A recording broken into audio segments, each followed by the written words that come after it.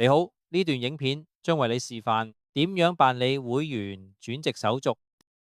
登入 Lion Portal 之後呢，請從首頁點選 My Club。若你具備會員轉籍權限，頁面右側會顯示藍色嘅管理分會會員按鈕，請點擊該按鈕開始作業。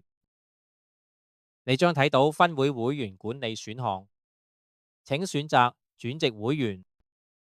你可透過姓名或者 Lion ID， 即會員編號，搜尋欲轉入嘅已退會會員，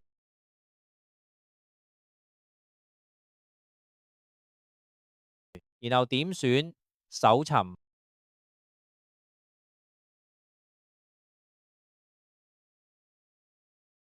系統將顯示單一退會會員資料或者同名嘅會員清單供你選擇。若果以姓名搜尋，可能出現多筆結果。為確保選擇正確人員，系統會喺畫面頂端顯示會員嘅姓名，並在下方標注原屬分會資訊，供你再次確認。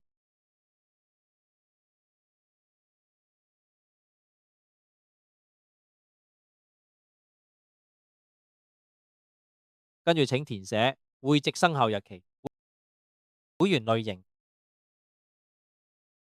會籍狀態，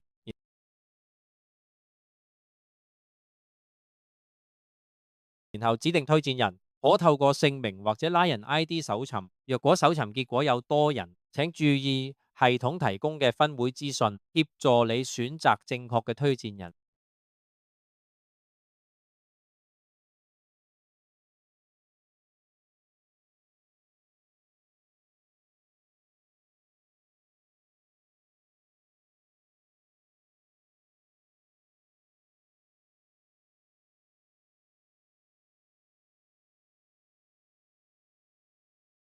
完成最終確認後，點選下一步。頁面頂端將顯示綠色確認橫幅，表示轉籍手續已經完成。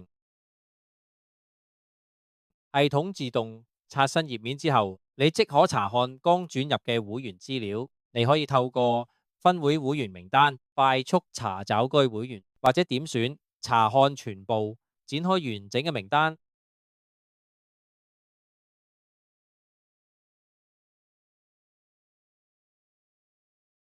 會員轉籍程序至此完成，感謝你嘅觀看。